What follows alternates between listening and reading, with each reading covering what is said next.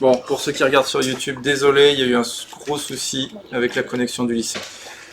On est du coup sur la partie sur les hélices. Je résume très rapidement ce qu'on a vu. L'hélice, c'est l'ensemble. Ici, les parties qu'on a là, c'est les pales. Et on peut avoir en gros plusieurs réglages de la pale. Alors ici, on est sur un système qui peut bouger. Alors je ne sais pas si vous le voyez bien à l'arrière, les filles. Voilà. Ici, on a une version qui peut bouger. Et ça permet d'avoir soit plus de force, soit plus de vitesse. Avec la même puissance moteur. Ça sert à quoi? Ben, ça sert au décollage. C'est comme quand vous êtes en vélo. Si vous commencez dans une côte. Quand vous êtes en vélo en côte, vous allez mettre quoi? Une petite vitesse ou une grande vitesse? Une petite vitesse. Une petite vitesse, plutôt un 1. Bah après, ça dépend comment on le voit, mais normalement, c'est on met la première. Et ouais, après, si on est des vrais, on met la 6e et on reste en 6e tout le temps. Mais pour ceux qui n'ont pas trop de mollets, on se met en première pour commencer. Et une fois qu'on sera sur du plat, bah là, on pourra augmenter les vitesses. C'est pareil avec le pas de l'hélice. Au décollage, petit pas. Et ensuite, en croisière, grand pas. Donc, c'est comme le vélo. Ok? Voilà. Deuxième chose, c'est que, donc on a dit tout à l'heure, l'hélice, quand elle tourne, elle va faire un souffle. Ce souffle-là va avoir deux effets. Déjà, par effet de réaction, si l'hélice tourne dans un sens, l'avion va avoir tendance à tourner dans l'autre sens, à rouler dans le sens inverse de la rotation de l'hélice. Et bien sûr, on a... Ok. Donc, ensuite, le souffle de l'hélice va avoir tendance à pousser ici sur le cul de l'avion et donc à lui faire du lacet à gauche. Donc à chaque fois que je mettrai les gaz dans mon avion il va avoir tendance à faire ça. Et donc pour ça, il faudra que je mette du pied, du palonnier à droite. Pour éviter que mon avion il fasse ça, je vais mettre du pied à droite et comme ça je ramènerai mon avion en ligne droite. Ok? Dernier truc, donc c'est ce que je vous disais tout à l'heure, il existe des différents types de calage. C'est-à-dire à quel point mon avion il va forcer pour que l'hélice elle tourne. À l'époque, quand il voulait faire des vols, qu'est-ce qu'il faisait? Entre deux vols, il démontait l'hélice et il mettait une nouvelle hélice. Une hélice avec un calage différent. Suivant s'il voulait faire des longs trajets ou juste des petits circuits. Ok? Ouais, il démontait l'hélice, littéralement. Voilà. Bon, autant dire que c'est pas hyper pratique. Dans les aéroclubs, qu'est-ce qu'on fait? Ben dans les aéroclubs, les 3 quarts du temps, on a des avions d'entraînement qui font beaucoup de petits trajets et des avions de croisière qui font beaucoup de grands trajets. Et donc on prend des hélices en conséquence. Et sinon, ben ce qu'on disait tout à l'heure avec une très bonne anecdote, c'est qu'à Ratier-Figeac, ils ont créé le premier système d'hélice à pas variable. Alors à l'époque, c'était du one-shot. C'était déjà calé comme ça au début, et ensuite on dégonflait une vessie et ça faisait comme un appui qui faisait ça ensuite. En gros, ça partait de là et ça allait vers ça. Bon, ma maquette est un peu pétée, mais dans l'idée, ça faisait ça. Ok? Maintenant, qu'est-ce qui se passe? Bien entendu, c'est réglable dans les deux sens. On a arrêté de gonfler un truc au décollage et de pouvoir rien faire en vol. Qu'est-ce qu'on va avoir? On va avoir ici un système qui va venir pousser ou tirer pour venir régler. Dans l'avion, en fait, on a une troisième manette, et pour ceux qui ont fait le simulateur, quand vous me demandez à chaque fois « Ah, elle sert à quoi la manette bleue du milieu ?» Elle sert exactement à ça, elle sert à régler le calage de l'hélice. D'accord? Et donc, si je mets un calage différent, je vais avoir un avion qui avance plus ou moins vite. Mais l'avantage, c'est que si je mets mon avion, par exemple, comme ça, et que je suis en train d'essayer de monter, j'ai besoin de beaucoup de force. La vitesse, tant pis. Bah, dans ce cas-là, je vais me mettre en petits pas.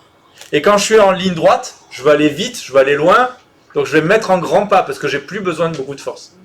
Ok? Voilà. Donc ça va changer le pas, et le pas, on le voit ici, regardez, c'est à quel point l'hélice, elle va avancer beaucoup. Ok? Bon, pour les filles qui viennent d'arriver, vous inquiétez pas si ça paraît un peu technique, vous êtes tombé dans un chapitre un petit peu différent. Ok? Mais ça va aller après. Et après, je vous montrerai le simulateur. Ok? On va parler maintenant de mécanique. Alors, il y en a certains qui vont me dire ouais, il y en a d'autres qui vont me dire oh. Voilà, moi c'est clairement pas mon point fort. Mais du coup, vu que c'est pas mon point fort, ce que j'ai fait, j'ai imprimé une pseudo-maquette. Alors, je dis pseudo-maquette parce que je l'ai pété. Voilà. Bon, il y a la moitié des trucs qui rentrent plus, mais on va dire que c'est l'idée qui compte, hein, d'accord? Hop.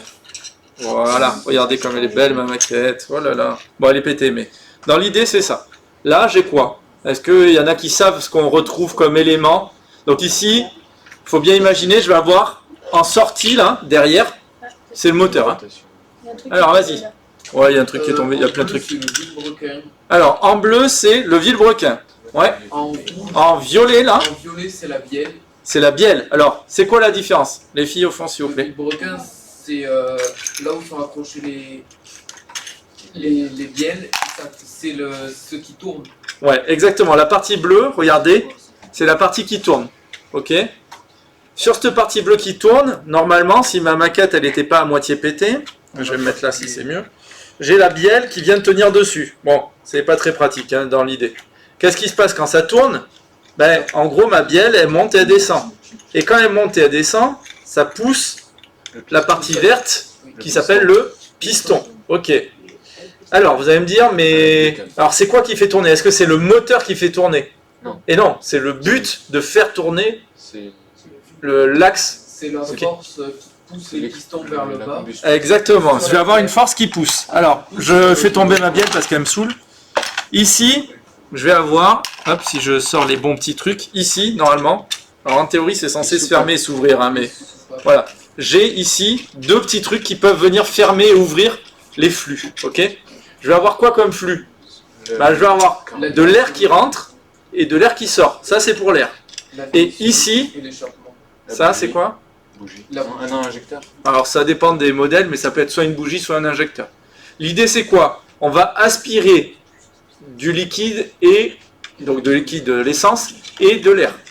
Et on va faire quoi? On va mettre le feu. Alors, c'est pas du kérosène sur les petits avions. Le kérosène, c'est vraiment pour les gros avions. Et on va y mettre le feu. Alors, le feu, oui et non. On va faire une étincelle grâce à la bougie. C'est compressé. Voilà. Quand c'est compressé ici, tac, ça va venir. On va le faire exploser. Et au moment où ça explose, ça pousse le piston vers le bas. Et quand ça pousse le piston vers le bas, Ça pousse sur la bielle. la bielle, elle va faire tourner le vilebrequin, qui va faire tourner l'axe. Et qui va faire du Super, coup absolument. monter les autres pistons. Oui, entrez. Bonjour. Super. Bon, est-ce que vous avez compris le principe de fonctionnement? Vite fait. Ça s'explose. Donc en gros, Vraiment une explosion. je réexplique. Hein. En gros, ça c'est une partie du moteur. Dedans, on va faire ici rentrer du mélange. Oui. Du mélange Censé. essence et air. Dans ce truc-là, on va avoir ici une bougie.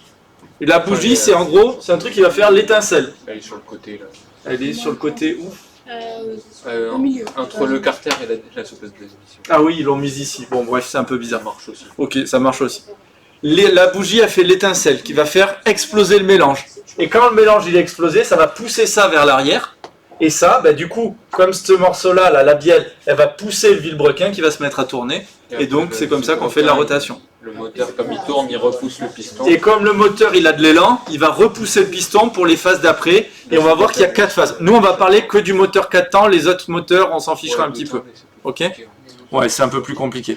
Pour le BIA, vous avez juste besoin de connaître le fonctionnement du moteur 4 temps. Et les questions sur le moteur 4 temps, c'est toujours les mêmes. Ok? Et je vais vous les préciser, vous inquiétez pas. Donc, ici, sur les moteurs à piston, sur les moteurs à piston, c'est la vidéo E22. Pour ceux qui veulent le noter, les moteurs à piston, c'est E22. Ok? C'est bon pour tout le monde, vous l'avez noté? Sofiane, t'as pas le manuel? Hein? Oui. Ah, t'as pas le 2, t'as pris que le 1 avec toi? Oui, t'as compris.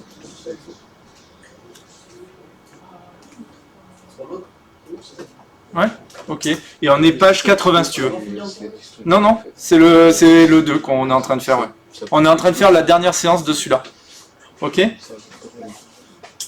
Ici, alors vous voyez qu'on a les moteurs, en vrai c'est un peu plus compliqué que ça. Hein. On va pas rentrer dans tout ça.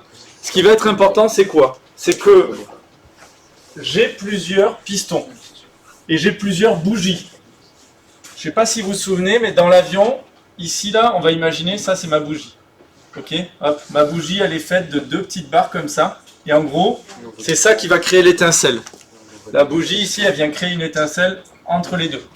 Et comme ça c'est à l'intérieur, hop, ici, avec le piston qui est là, tac, ça c'est mon piston, hein. Et là j'ai les 2 soupapes d'admission et d'éjection. C'est un dessin de principe. Ok. En aéronautique, vous le savez, C'est le moteur. ça c'est le piston, ça se voit quand même. quand même. Alors, Soupape il y a pas les d'admission, segments, mais- soupape d'échappement.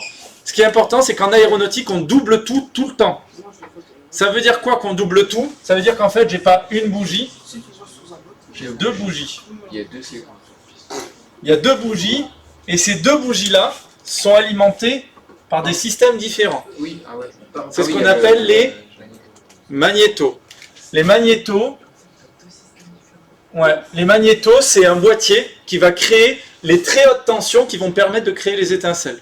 Et quand vous avez la clé de l'avion qui va se mettre dans un petit truc comme ça, il y a 4 positions: off, left, right, boss.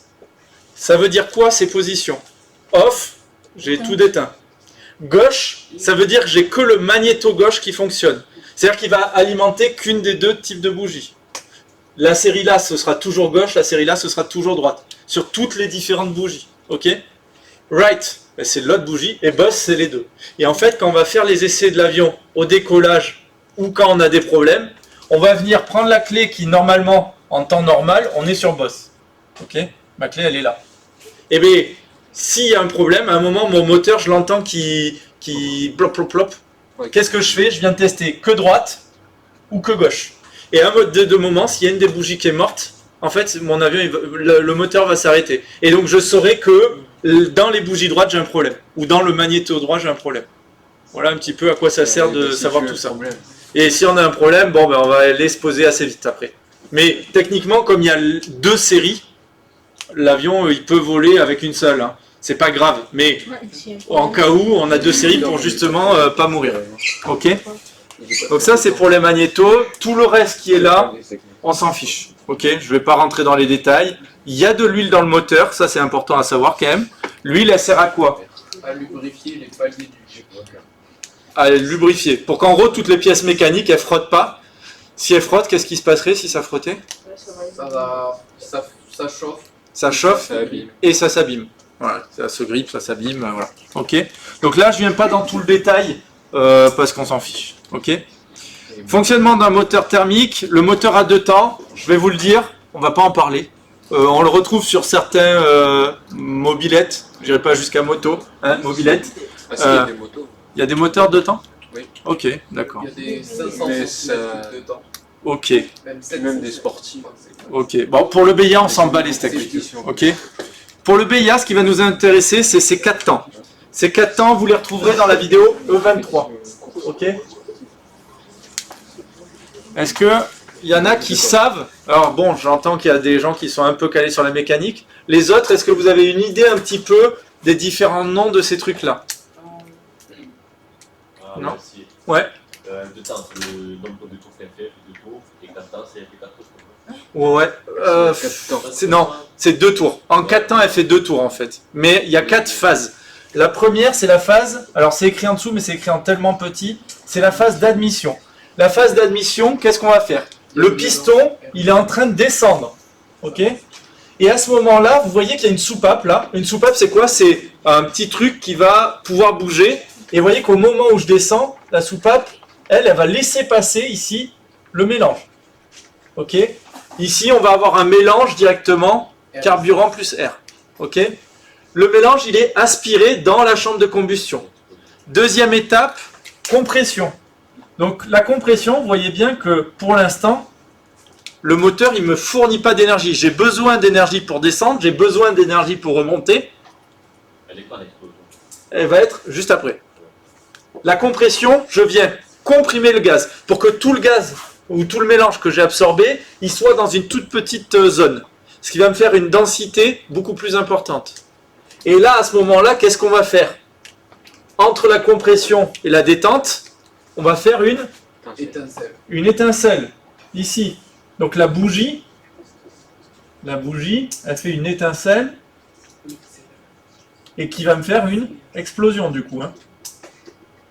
Et cette explosion, qu'est-ce qui se passe quand j'ai un gaz qui explose? Il a envie de faire quoi? Il veut grossir, il veut prendre plus de place parce qu'il est plus chaud. Et donc, qu'est-ce qu'il va faire ici? Il va vouloir pousser le piston. Et c'est l'endroit où en fait on crée de la force mécaniquement. Donc là, c'est ce qu'on va appeler l'explosion détente. Explosion détente. Ok? L'explosion détente, la question typique du BIA, c'est quelle est la phase qui produit de l'énergie mécanique? La seule phase qui produit de l'énergie mécanique, c'est celle-là. Donc là, vous pouvez l'écrire en gros, hein, phase qui produit de l'énergie mécanique. Voilà. C'est le seul endroit où on a de la production d'énergie. Ok? C'est à un moment de l'explosion détente. Et qu'est-ce qui se passe une fois que ça a brûlé? Les gaz chauds, j'en fais quoi? On les vire. Pour les virer, le piston va remonter et pousser les gaz, et il faut qu'ils s'en aillent, et donc ils s'en vont par la soupape d'échappement, et donc ça c'est la phase qu'on va appeler échappement. Bon, c'est la vidange, hein. On vient dégager les gaz brûlés. On vient de dégager la fumée de brûlure, quoi. Ouais. Ok? Et puis quand Ça va pour tout le monde? et à côté,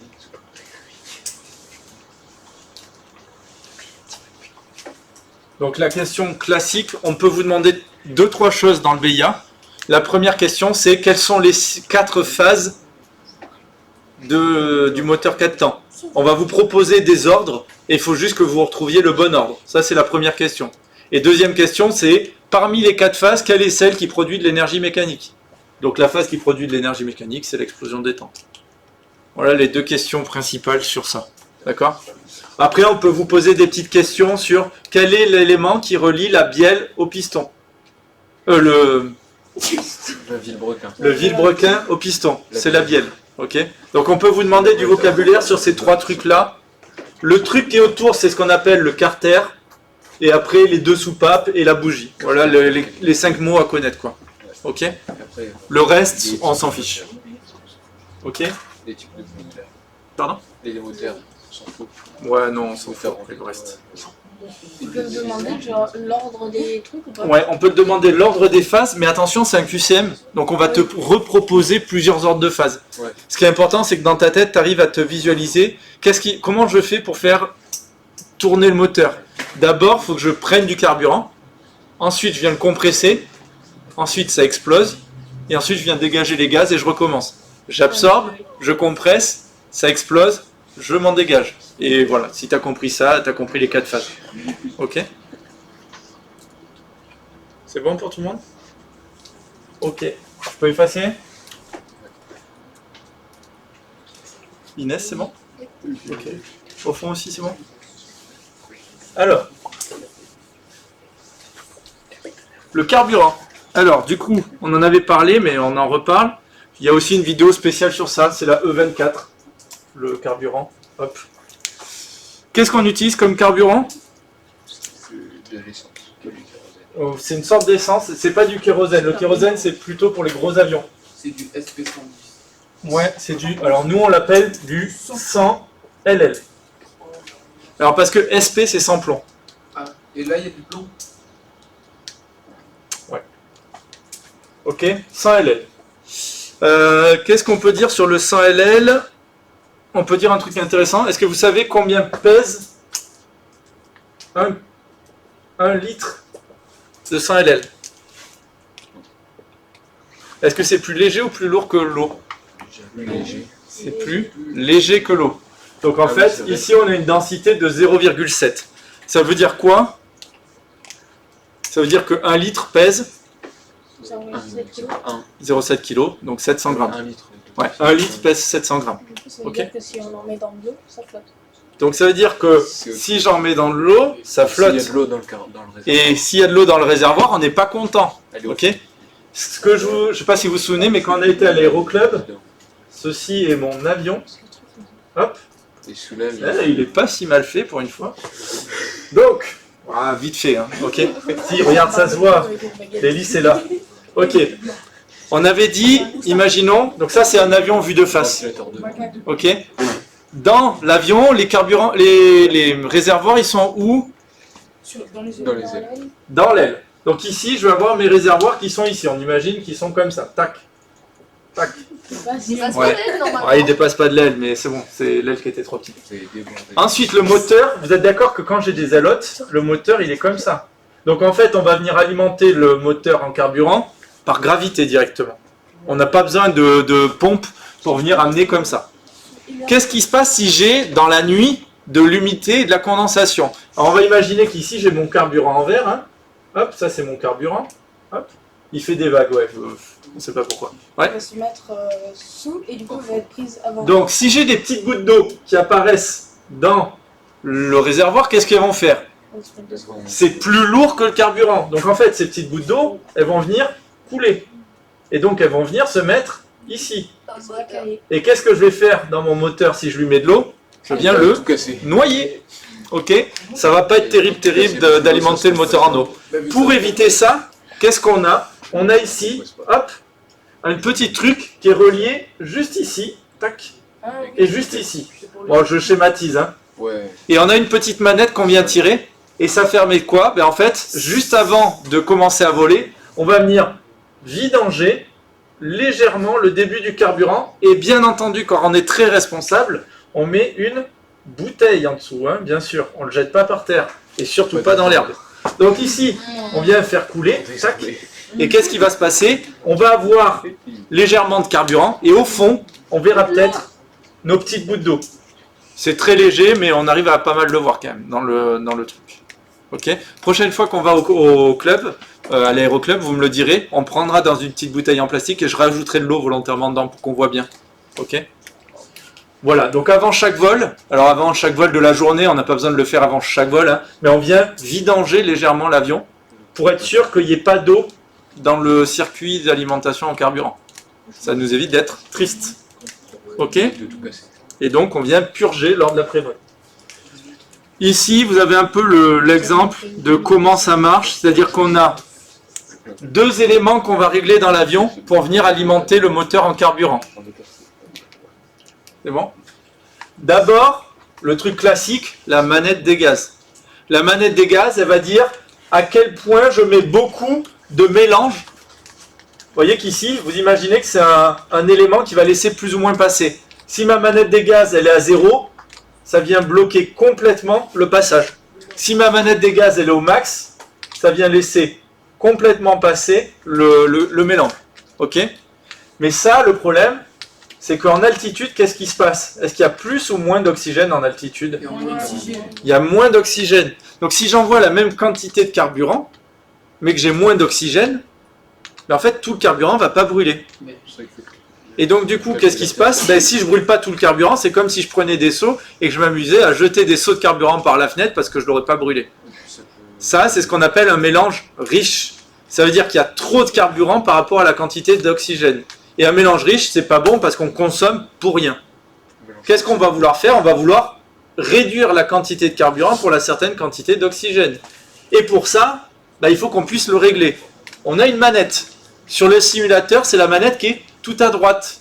C'est la manette que je vous dis, en général, vous la mettez tout à fond et vous y toucherez plus. Pourquoi on n'y touche pas? Parce que tant qu'on n'est pas monté vachement en altitude, on a de l'oxygène. Okay? Donc en fait, on n'a pas besoin de réduire la quantité d'essence. On a assez d'oxygène pour que ça brûle. Par contre, quand on va monter, par exemple, quand on fait des voyages, quand on va en montagne, des choses comme ça, là, la quantité d'oxygène est réduite, donc on va venir appauvrir le mélange. Et donc ici, on a une autre manette, c'est la manette de richesse. Okay? La manette de richesse, elle vient contrôler la quantité d'injection de carburant dans le mélange. Ok? Est-ce que ça va l'idée à peu près pour tout le monde? Ok. Maintenant, on va parler. C'est quoi le mélange idéal? Bah, du carburant et de l'air. Ouais. Combien de grammes d'essence pour combien de grammes d'air? Donc le mélange idéal. Le mélange idéal, je mets combien pour 1 gramme d'essence, j'ai besoin de combien de grammes d'air? Attention, je vais parler en grammes d'air. Hein. J'ai besoin de 15 grammes d'air. Ça, pour tous ceux qui font de la chimie, quand vous faites de la chimie, vous savez, vous avez des nombres devant les différents composés chimiques quand vous faites une équation. C'est les coefficients qui s'appellent les coefficients stoichiométriques. Donc ça, c'est les coefficients pour ceux qui ne l'ont pas encore vu, ça s'écrit stoichiométrique. Ok? Voilà. Alors, le mot stoichiométrique, il est important parce que de temps en temps dans le BIA, on peut vous dire quelle est la quantité stoichiométrique du mélange. Et on va vous proposer plusieurs possibilités. Bon, c'est juste pour le vocabulaire. De toute façon, si vous faites de la chimie, le mot stoichiométrique, vous l'avez déjà vu ou vous allez le voir. Ok? Bon, peut-être pas au collège, pour ceux qui sont au collège, mais au lycée, oui. Ok? Donc le mélange idéal, c'est 1 g d'essence pour 15 g d'air. Ok?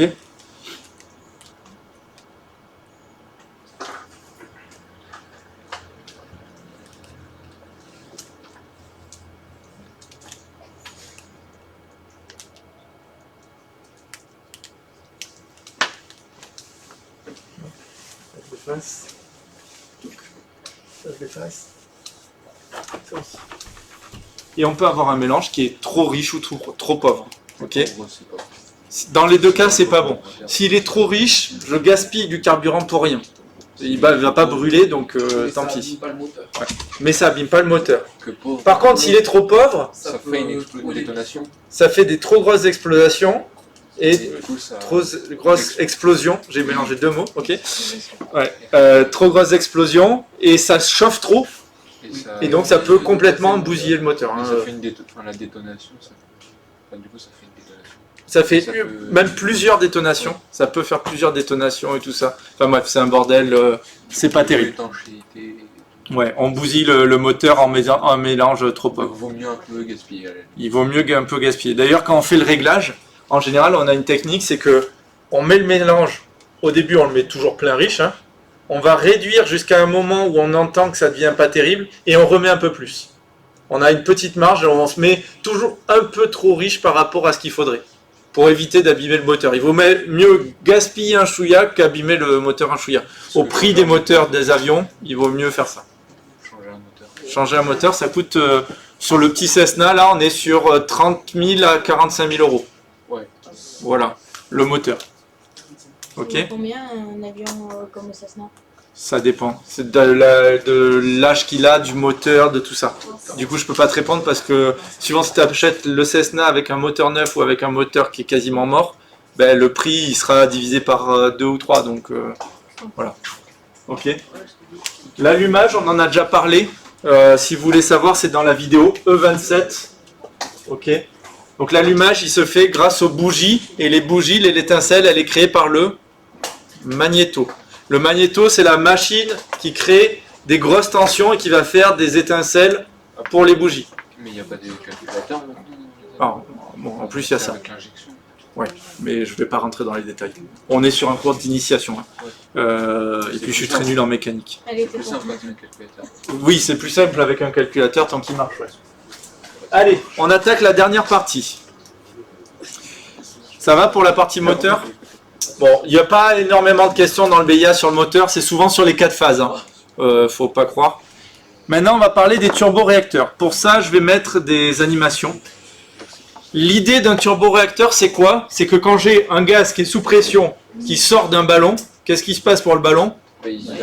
Il avance. Félicitations, vous avez la base du turboréacteur. Alors, on a plusieurs turboréacteurs. Donc là, je vais vous montrer des images parce que les images qu'il y a dans le manuel, c'est les mêmes, mais en qualité moins bonne. Le principe de fonctionnement, on va avoir plusieurs types de turboréacteurs. On va en avoir en gros 3 types. Le turboréacteur En gros, c'est un turbo. simple flux. Donc là, c'est celui que je suis en train de voir. Le simple flux, c'est quoi le principe? J'absorbe ici, j'ai de l'air, hein, d'accord? J'ai de l'air, qu'est-ce qui va se passer? Là, ici, j'ai des trucs qui tournent. Vous imaginez que ça fait un peu comme un tire-bouchon. Qu'est-ce qui va se passer quand l'air il passe dedans? Vous voyez qu'on vient le compresser de plus en plus. Donc on va avoir de l'air, ici on était à faible pression, et là on va avoir de l'air sous pression. D'accord? Ici, on a des chambres, alors tout autour, hein, en fait c'est en 360, mais tout autour on a des chambres ici de combustion. Ça veut dire quoi? Ça veut dire que ça va brûler du carburant, et mélanger avec de l'air sous pression. Et qu'est-ce qui se passe quand l'air il chauffe et il brûle? Comme il est chaud, il va vouloir s'étendre. Il ne peut pas s'étendre vers là-bas, donc il va s'étendre vers là-bas. Donc ça va encore. Et qu'est-ce qui va se passer? Ici, j'ai de l'air qui va pas très vite, qui rentre. Et ici, j'ai de l'air qui va très très vite. Là, du coup, ça avance. Donc, en moyenne, ça va avoir tendance à pousser. Ça va l'idée? Mais en Voilà. fait, un turbo, Donc ça, c'est le turboréacteur simple flux. On a toute une partie qui restera froide, parce que en fait, l'air, il arrive de là, donc c'est de l'air extérieur. Hein. Et là, on a toute une partie où c'est de l'air chaud. après, il y a- Ok. Donc si vous voulez faire griller vos saucisses, c'est ici qu'il faut aller. Et pas à l'avant. Et Parce que après, sinon, elles sont sur ferrées. les avions de Ouais. ligne, la grosse hélice qu'on voit. On y vient. On y vient. Et éviter C'est de pas encore faire ça, un- justement. Ah bon? Sur les avions de ligne, à l'époque, ils utilisaient ça. Ça fait bien longtemps qu'on n'utilise plus ça. Parce que l'inconvénient de ça, c'est que ça consomme énormément. Il faut que je brûle tout l'air qui rentre. Ou en tout cas un maximum pour que ça marche. Ouais. Ok. Ils servaient pas Et en pour plus, les premiers jets. pardon? On y vient. Lors de fonctionnement, c'était lors des premières générations de jets. C'était les premières générations de tout. Ouais. Ok. Deuxième génération, Après, théoriquement. c'est un turbo. Si ça veut bien avancer. Non, ça veut pas avancer, bien sûr. C'est un turbo un peu Ça a plus. Ok. toujours été méchant. Et lui, il fait faire les saucisses. Alors, j'arrive. Excusez-moi. Avec une grande Pour, perche. ça y Et est. avec un casque aussi. Des gants. Et des gants. Voilà. Allez. Ou Pierre, t'évites de faire tes saucisses. J'ai mon PC qui... Ok. Voilà. Militaire. Deuxième type. Le turboréacteur double flux. Oui. Alors, là, il va falloir que j'explique un peu ce qui se passe. Vous imaginez, j'ai de l'air qui rentre. Jusque-là, c'est pareil. Sauf que là, je vais avoir deux parties. J'ai une première partie au centre et j'ai une autre partie à l'extérieur. Ok? Je vais avoir deux flux. Donc ça, vous l'avez aussi sur le truc. Je vais vous aider à faire le dessin après sur le manuel. Vous regardez et après, je vous aide à dessiner. L'air, il vient ici. On va regarder la partie du centre. La partie du centre, si vous remarquez, il y a deux trucs qui tournent, mais ils ne tournent pas à la même vitesse. Le truc qui est là tourne lentement. Ok? Le truc qui est jaune tourne très vite. En fait, ce qui va se passer, c'est qu'ici, on retrouve le même principe qu'avant. On va avoir de l'air qui va être compressé, brûlé à très haute vitesse. Ok? Et qui va sortir. En sortant à très haute vitesse, ouais. C'est des hélices là, qui tournent lentement. Les deux trucs, tout ce qui est là, c'est des pales d'hélice, ouais, en gros. Ce qui se passe, c'est que l'air éjecté chaud, ici, il va être utilisé un petit peu pour pousser, mais surtout, il va être utilisé pour ça. Ça va dire que là, l'air qui est passé par ici, qui brûle, il va faire tourner la partie bleue. S'il fait tourner cette partie bleue, il fait aussi tourner cette partie bleue. Et là, si vous remarquez, ça, c'est comme, finalement, des hélices, une hélice d'avion. C'est-à-dire que ça va faire pousser l'air qui passe ici. Beaucoup plus. L'idée, c'est quoi? C'est qu'on va avoir une partie chaude, une partie froide. Et il y a deux intérêts à ça. La première, c'est que la partie froide, si vous remarquez, c'est pas la partie qui brûle. Donc l'air qui est ici, vous imaginez bien qu'il fait une couche autour de l'air chaud. Donc en fait, en termes de bruit, il fait beaucoup moins de bruit, le réacteur. Deuxième raison que c'est intéressant, 70% ou à 80% de la poussée va être créée par la partie air froide. Donc, moins. Donc on consomme largement moins. Parce qu'on n'a pas besoin... Ici, vous imaginez qu'on a une quantité d'air qui rentre, et finalement, l'air qui va pousser, c'est pas que la partie qui brûle. C'est principalement toute la partie autour. Donc en fait, c'est un peu comme quand je prends un bâton. Si je veux soulever un truc lourd, ce que je fais, je prends un bâton et je me mets ici, là. Hop. Ça, c'est moi. Je sais pas pourquoi j'ai un truc sur la tête. Ok. Je me mets ici, et en fait, je fais un effet de levier. Bah là, c'est la même chose. C'est-à-dire que on a une petite force, qui est la force de l'air chaud, qui va servir à générer une plus grande force, qui est la force air chaud plus air froid. Et du coup, Vaut mieux sur que le ce soit dessin, plus il long. vaut mieux que ce soit l'inverse. C'est plus Oui. simple. Ça sera plus rapide à aller. Effectivement, lever, mais il vaut mieux que ce soit l'inverse. Oui, oui. Bien vu. Donc, si je veux soulever ça, mais c'est parce que je suis gros en fait, c'était pour ça que je voulais dire ça. Donc, si je veux soulever une caisse qui est très lourde, effectivement, je prends un long bâton, j'attrape et je vais soulever plus facilement. Bah là, c'est un peu la même idée. C'est qu'en gros, ça, c'est un petit élément, mais qui va générer une plus grosse force. Ok? Après, Voilà un peu pour le générateur double flux. Ce qu'il faut retenir sur le manuel que vous avez là, ici, quand je descends sur le manuel double flux, ici, donc vous n'avez pas trop les couleurs, je crois. Hop.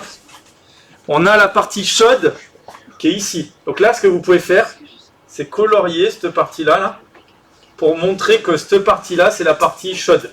Vous la faites en rouge, par exemple. D'accord? Donc là, ici, on a l'air chaud. Hein. Tout ça, c'est l'air chaud. Et là, c'est la partie qui tourne grâce à l'air chaud avec la partie compression et chambre de combustion. Et ensuite, la partie qui tourne finalement à la vitesse de l'air froid, je vais la dessiner ici. Et l'axe, il passe au milieu, là. Ici. Je ne sais pas si vous le voyez, mais... Ouais. Hop. Ça, cette partie-là, là, elle tourne moins vite.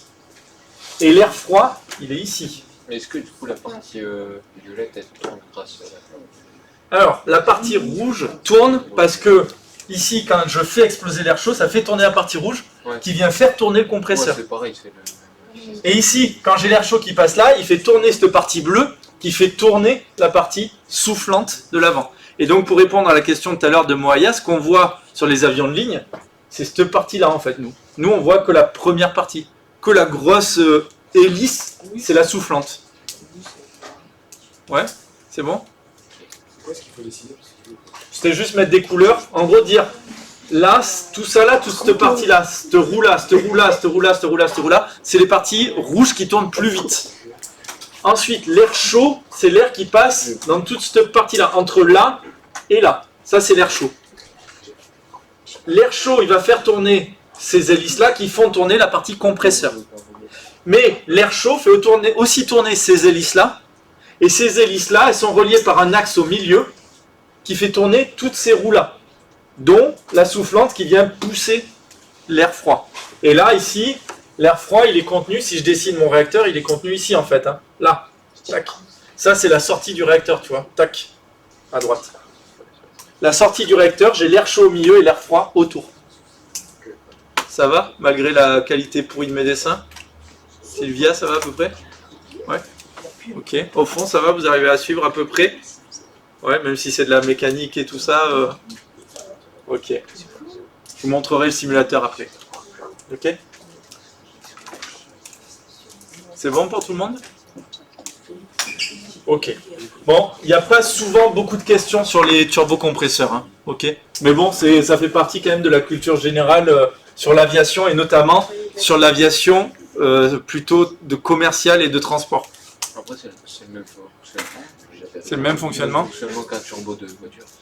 Jusqu'à moins d'hélices dans cette voiture. Je ne sais pas. Parce que c'est les gaz d'échappement. Si tu me le dis, je vais te dire oui et je te remercie parce que j'en sais rien. Le turbo, les gaz d'échappement du moteur font tourner une hélice.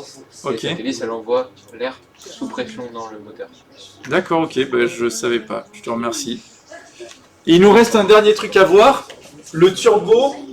Alors là, on était sur du turbo réacteur. Et là, on va être sur un turbo propulseur. C'est écrit ça ou pas? Pardon? Quelque part. Oui, c'est à la page d'après. Turboréacteur 5. Turbo propulseur, c'est à la page juste après. Effectivement.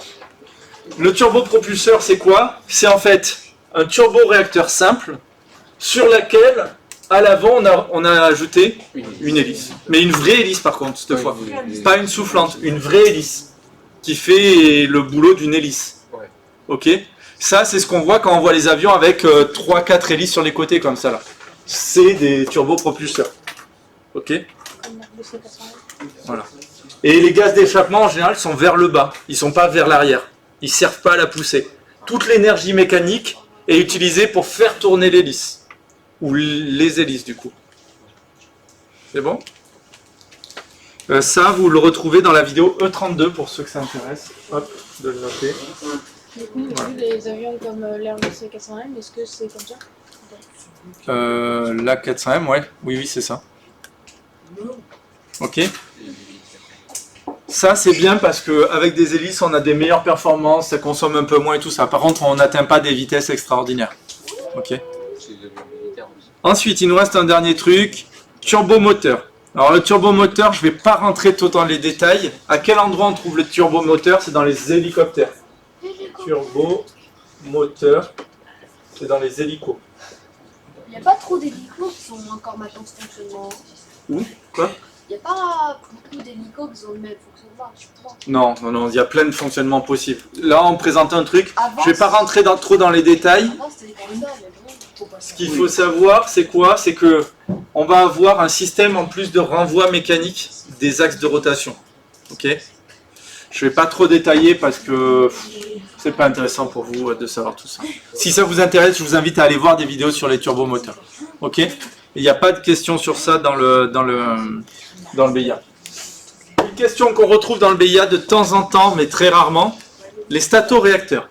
C'est quoi les statoréacteurs? Vous imaginez qu'il y a de l'air qui rentre ici, et on va avoir l'injection qui se fait directement ici, et l'explosion qui se fait à la suite. Si vous remarquez, il n'y a pas de force mécanique du tout. Il n'y a pas du tout de mécanique là-dedans. L'avantage, c'est quoi? L'avantage, c'est que s'il n'y a pas de pièce mécanique, ça peut envoyer. L'inconvénient, c'est quoi? C'est que si je suis à l'arrêt, j'ai pas d'air. Super, j'ai fait un barbecue, hein. Un barbecue un peu cher. Du coup, ça, c'est utilisé pour quoi? C'est utilisé dans deux cas. Un, les missiles. L'avion, il est déjà en mouvement. Donc, il y a déjà de l'air qui rentre dedans. Donc, le flux d'air, il est déjà assuré par ça. Deuxième cas, ils ont tenté d'utiliser ça pour des avions de concours ou pour faire des records. Un avion porté sur un avion, on lui donne de la vitesse, et donc il y a de l'air, et donc il peut utiliser ça. Ouais, avec des toutes petites. Voilà. Ça, c'était pas trop utilisé. Il en reste deux derniers trucs qui peuvent être intéressants. Le pulso-réacteur. Alors le pulso-réacteur, je vais vous montrer une image. Donc là, on était sur les mêmes images, c'est bon, hop, voilà. Le pulso-réacteur, c'est quoi? Alors c'est un système un peu intelligent. Ils se sont dit, si on a un missile qui est à l'arrêt, il ne va pas pouvoir avancer. Ok? Parce que l'air, il risquerait de repousser vers là-bas.